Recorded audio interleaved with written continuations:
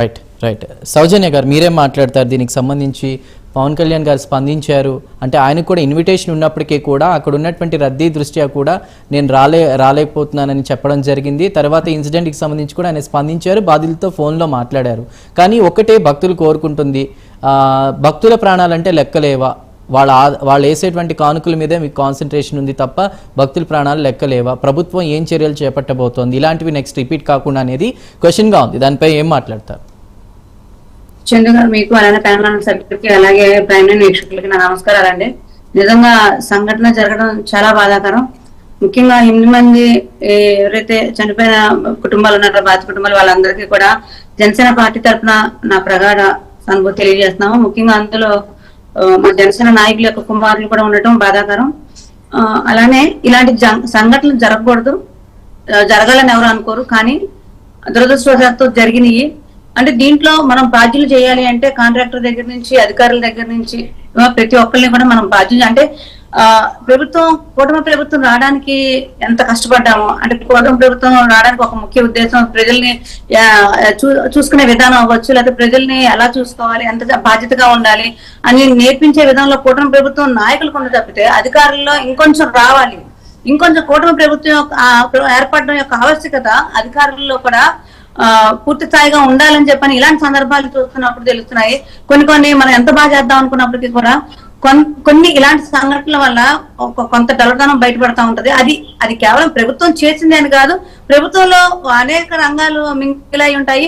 అనేక మంది మనుషులు, కాంట్రాక్టర్లు, అధికారులు వీళ్ళందరూ కోఆర్డినేషన్ కరెక్ట్ గా ఉంటే ఏది ఇబ్బంది ఉండదు. కానీ కొన్ని చాట్లు ఏంటంటే ఇలాంటి కొంతమంది ఉంటారు, అది మనం ఎంత అవునన్నా కాదన్నా కూడా కొంతమంది అధికారులు ఉంటారు. అవి నేను ప్రత్యేకంగా మీడియా చెప్పవలసిన లేదు. ఆ కాంట్రాక్టర్లు ఎలా ఉంటారు, ఏం చేస్తారో, కాంట్రాక్ట్ తీసుకోవడానికి ఎలాంటి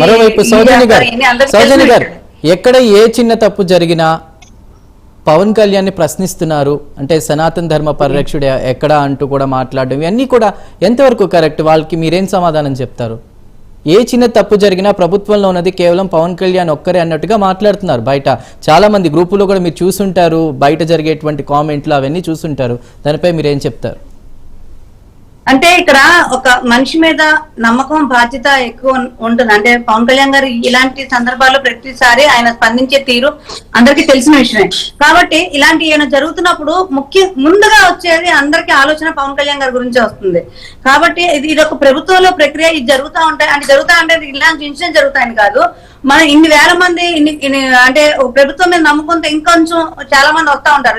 అంటే నేను కూడా విశాఖపట్నం వాసినే, నాకు కూడా తెలుసు అక్కడ ఎలా రద్దీ ఉంటుందో, ఆ రోజు ఎంత తెల్లవారుజాము నుంచి ఎలాంటి రద్దీ ఉంటుందో తెలిసిన విషయమే.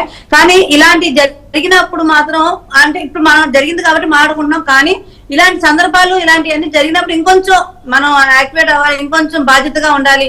ఇంకొంచెం బాధ్యతగా ఉండి ఇవన్నీ కూడా ఓవర్కమ్ చేసుకొని రాబోయే రోజులు ఇలాంటి సంఘటనలు జరగదు. ఎందుకంటే ప్రభుత్వం వచ్చి ఇంకా సంవత్సరం దగ్గర అవుతుంది కాబట్టి ఇలాంటి జరిగినప్పుడు ఇంకొంచెం బాధ్యతగా మనం అధికారులు కూడా సంయత్నం చేసి మళ్ళా ఇలాంటి సంఘటనలు జరగకుండా చూసుకోవాలని చెప్పని కోరుకుంటున్నాం. అలానే పవన్ కళ్యాణ్ గారు మీరు విపరీతమైన నమ్మకం పెట్టుకున్నారు ప్రజలందరూ కూడా. ఇంట్లో చిన్న సంఘటన జరిగినా కూడా పవన్ కళ్యాణ్ గారు మాకు అండగా ఉన్నారనే ఉద్దేశంతో ఆలోచన విధానం ఉంటుంది. కాబట్టి ఏ సంఘటన జరిగినా కూడా పవన్ కళ్యాణ్ గారి పేరు ముందు వస్తుంది.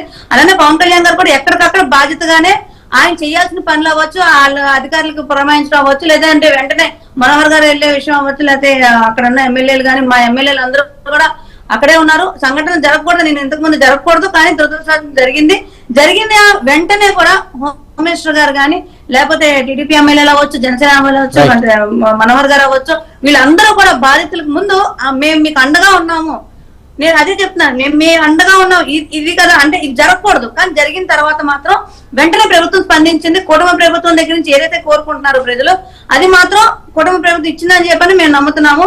ఎందుకంటే ఇప్పుడు 25 లక్షల ఎక్స్ట్రీషియనా లేకపోతే ఇంకోట నేను అంటలేదండి. ప్రభుత్వం ఇంటికి ఒక ఉద్యోగం ఇస్తా అని చెప్పి అన్నారు, ఇవన్నీ మేము చెప్పట్లేదు. కానీ ఒక భరోసా అయితే ఇచ్చారు, ఖచ్చితంగా మీకు మేము అండగా ఉన్నాము, ప్రభుత్వం మీకు అండగా ఉంది, మీరు భయపడద్దు, మీకు ఏ సమస్య వచ్చినా కూడా మేము అండగా ఉంటాం అనేది ఒక భరోసా ఉంది. చూసారా, అది చాలా బలాన్ని ఇస్తుంది, ఆ బాధిత కుటుంబాలకి చాలా బలాన్ని ఇస్తుంది. కాబట్టి అదే ప్రజలు కూడా కుటుంబ ప్రభుత్వం దగ్గర నుంచి ఆశించింది అలాంటిదే ఈ రోజు జరుగుతుంది, అదే. కాబట్టి ఇలాంటి జరగకుండా అయితే భవిష్యత్తులో చూసుకునే బాధ్యత మాత్రం మేము కుటుంబ ప్రభుత్వంగా తీసుకుంటాము. అలానే ఈ కాంట్రాక్ట్స్ అవ్వచ్చు, లేదంటే ఈ అధికారులు ఎవరైతే నిర్లక్ష్యంగా వ్యవహరించిన అధికారులు ఉన్నారో వీళ్ళ మీద కమిటీ వేయడం జరిగింది. ఆ కమిటీ ద్వారా ఎంతటి అధికారులైనా లేదా ఎంత పెద్ద కాంట్రాక్ట్లు అయినా కూడా వాళ్ళకి మాత్రం కఠిన శిక్షలు అయితే ఉంటాయండి, గ్యారంటీ ఉంటాయి. వాళ్ళు తీవ్రంగా పనిష్బుల్ అవుతారు. అంటే ఈ లింక్ ఎక్కడెక్కడికి ఉన్నా కూడా, అంటే ఎక్కడెక్కడ పై అధికారులకి లేదా ఇంకెవరికి ఉన్నా కూడా వాళ్ళందరూ కూడా పనిష్బుల్ అవుతారండి. రైట్ రైట్ సౌజన్య గారు. మస్తాన్ రావు గారు నమస్కారం. నమస్తే. ఈ